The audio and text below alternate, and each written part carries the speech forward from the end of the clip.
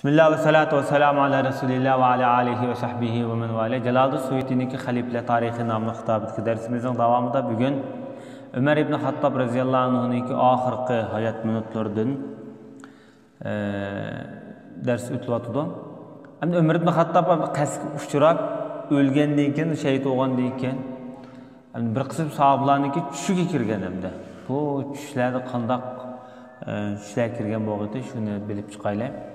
İbn Asakir Abdullah ibn Abbas'ı rivayet kılıyordu. Abdullah ibn Abbas'ın dadısına çüşü kirgenkende Abbas şunak dep dedi ki dedi. Allah Ta'aladan ben iltica kılıp sordum. Ömer ölüp gidip bir yıldayken şu Ömer'ni bir çüşüm kirgizgen ya Allah'ım. Şu an ölüp gidip bir yıldayken çüşüm kirdi dedi şu aralıkta. Ömer edip qarsa pişanısının təlirini eytiyotudu da. Dedim mi ata-anam pidavasın sizlege Emirul Mu'minin nim bolla, əvallar qandara. Desem, ma hazır beka oldum da hesap kitapta depti. Eğer mehriban, mulayim Allah'a uçqayışmağan bolsam, Ömer'nin dövleti taxti veren boğul tas kaldı. Dep şunak degen. Yani hesap kitapının iğirliqidan aran bir qutuldum. Dep şu işni kögen depti. Hem şundaqla Zeyd ibn Əsləmdə çıxarğan bir rivayətdimi Abdullah ibn Amr ibn As Ömer radıyallahu anh'ını çüştü körepti. Bu sahabaların iki bir dalısım sahabe, özüm sahabe. Ömer radıyallahu anh'a Abdullah depti ki qandaq avalan nimişlan qıp ketdim.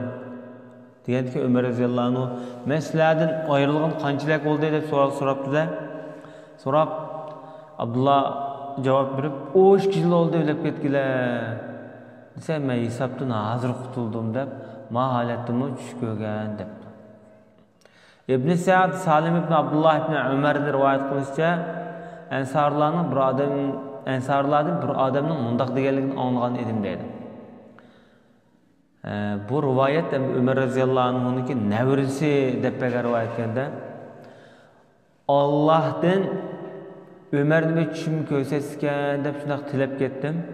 10 yıldan keyin çüşümdü köysem, çüş köydüm deydi. Peşanısının təlirini sürtüp atkan adette. Şu vaxtda dedim ki, Emirul Mu'minin nim bolla. Desem, hazır beka oldum. Allah'ın rahmet şefkati bulmagan bolsa, men ziyan tartkan bolatdım. Dep şunaq degen edi deydi. İmam Hakim özünün Şa'bi namlı kitapta rivayet kılışça Ömer ibn Hattab'a Atike bint Zeyd ibn Umar ibn Nufayl degen ayol Mersiya okuğanken. Bu hem de tağısının kızı oladı hem de. O ayol mundaq depti. Közümnün yeşi yığılap kurumaydı. Bu öldürülgen bu imamga yığılap kurumaydı.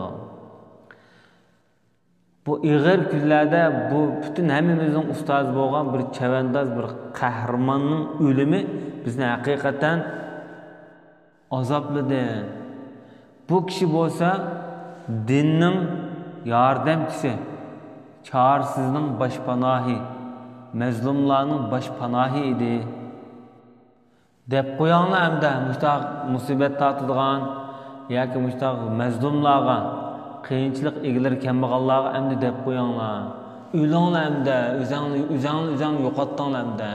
Chunki bizni o'lim sharobi bu zaman bizga o'lim sharobini tetitdi deb mushu marsiyani o'qigan deb shunaq deydi. Va sallallohu alayhi va Muhammad va ala alihi va sahbihi